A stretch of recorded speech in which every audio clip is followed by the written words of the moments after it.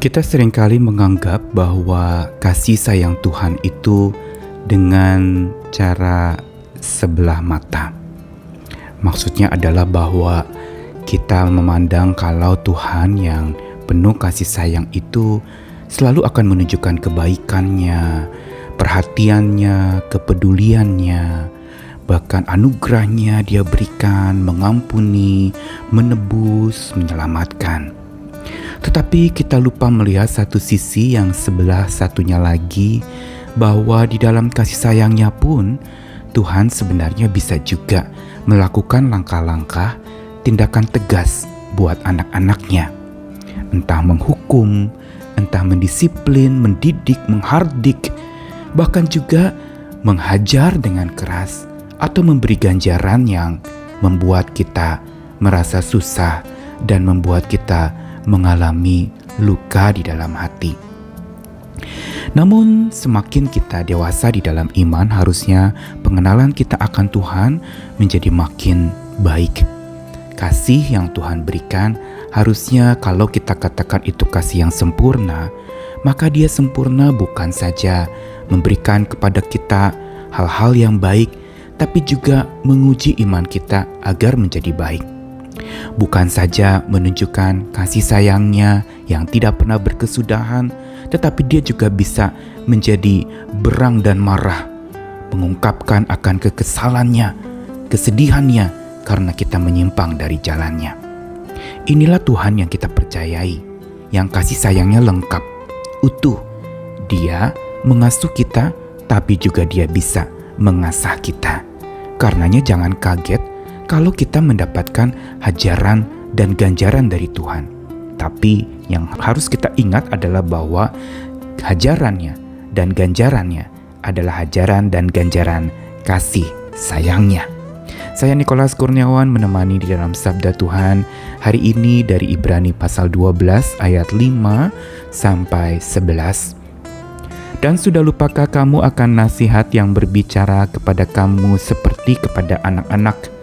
Hai anakku, janganlah anggap enteng didikan Tuhan, dan janganlah putus asa apabila engkau diperingatkannya.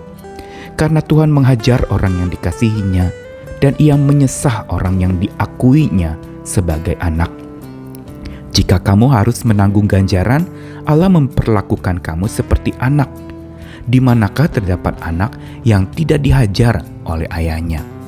Tetapi jikalau kamu bebas dari ganjaran yang harus diderita setiap orang, maka kamu bukanlah anak tapi anak-anak gampang. Selanjutnya dari ayah kita yang sebenarnya kita beroleh ganjaran dan mereka kita hormati. Kalau demikian, bukankah kita harus lebih taat kepada Bapa segala roh supaya kita beroleh hidup? Sebab mereka mendidik kita dalam waktu yang pendek sesuai dengan apa yang mereka anggap baik. Tetapi Dia, Tuhan, menghajar kita untuk kebaikan kita, supaya kita beroleh bagian dalam kekudusannya. Memang tiap-tiap ganjaran waktu diberikan tidak mendatangkan sukacita, tapi duka cita. Tapi kemudian Ia menghasilkan buah kebenaran yang memberikan damai kepada mereka yang dilatih olehnya.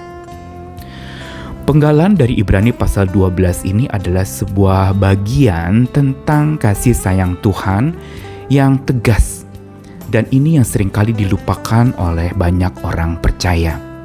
Mereka seolah menganggap bahwa Tuhan yang penuh kasih sayang tidak pernah marah, tidak pernah cemburu, tidak pernah ungkapkan kekesalan hatinya atau penyesalan jiwanya. Tetapi justru di dalam Ibrani pasal 12 ayat 5 sampai 11, di sini digambarkan bagaimana Allah yang menghajar, Allah yang mengganjar. Karenanya diawali dengan kutipan dari kitab Amsal, jangan anggap enteng didikan Tuhan. Jangan putus asa bila diperingatkan. Karena Tuhan menghajar orang yang dikasihi dan menyesah orang yang diakuinya sebagai anak. Inilah hajaran dan ganjaran kasih sayang yang Tuhan peragakan untuk kita, yaitu penggerak dari hajaran dan ganjarannya adalah justru kasih sayangnya. Dia bukan berang ingin menyudahi hidup kita dan membinasakan, tapi justru Dia ingin makin membuat kita hidup dan justru membina. Bukan membinasakan, tapi membina. bukan menghancurkan, tetapi justru menjadikan kita bersungkur kepada Tuhan dan makin matang di dalam hidup kita. Bahkan dikatakan bukan saja menghajar, Tuhan juga menyesah. Berarti ada penyiksaan yang Tuhan bisa lakukan, tapi sebagai bapa kepada anaknya. Yang berarti bukan untuk menyudahi nyawa kita, tapi justru membuat kita menjadi pribadi-pribadi yang makin taat kepada Tuhan, yang makin kita beroleh hidup, dan makin kita juga beroleh kebaikan di dalam hidup, menjadi makin baik, dan juga dikatakan tadi beroleh bagian di dalam kekudusan Tuhan. Dan ujungnya adalah menghasilkan buah kebenaran yang memberikan damai. Jadi jelas sekali bahwa ganjaran dan hajaran kasih sayang Tuhan adalah ganjaran dan hajaran yang ujungnya adalah damai sejahtera, yang ujungnya adalah kebenaran. Bukan sesuatu yang membuat kita menjadi sakit hati atau terluka, tapi justru memberikan kepada kita sebuah kelegaan bahwa Bapa kita adalah Bapa yang mendidik dan dapat menghardik kita, dan Ia tidak dapat dipermainkan. Namun kasih sayangnya ajaib, memampukan kita untuk makin dewasa justru lewat hajaran dan ganjarannya. Dan bentuk-bentuk konkret dalam hajaran dan ganjaran Tuhan dalam hidup kita bisa berbagai macam. Mungkin kesengsaraan, mungkin sakit penyakit, mungkin konflik atau pergumulan hidup yang berat, atau mungkin sebuah masalah yang tidak kunjung usai, atau kita mungkin dililit dan diikat oleh berbagai macam problem yang tidak selesai-selesai, tidak usai, dan begitu lama kita harus tanggung. Tapi kalau kita lihat dari kacamata kasih sayang Tuhan, bahwa di balik apa yang kita alami sebagai hajaran dan ganjaran dari Tuhan, dan kita melihat bahwa ada tangan Tuhan yang memukul kita tapi sekaligus merangkul, tangan yang mengasah kita tapi sekaligus mengasuh, tangan yang menghardik kita tapi sekaligus mendidik kita. Ini semua mengajarkan kepada kita bahwa tidak ada hukuman di tangan Tuhan yang membuat kita justru menjadi terpenjara dalam beban berat dan sengsara. Tapi justru Tuhan mau ubah kita menjadi jerah, menjadi sadar sesadar-sadarnya akan apa yang harus kita lakukan berdasarkan dan mengandalkan hikmat dari Tuhan. Karenanya hari ini apapun yang kita sedang alami di dalam hidup, yang mungkin berat dan kita merasakan betapa sulitnya kita melaluinya, betapa kita sedang berduka cita karenanya, coba periksa diri dan lihat lagi kepada tangan Tuhan yang sedang memukul sambil merangkul. Dan biar kita boleh mengalami ganjaran kasih sayang yang membuat kita menemukan pelajaran di baliknya.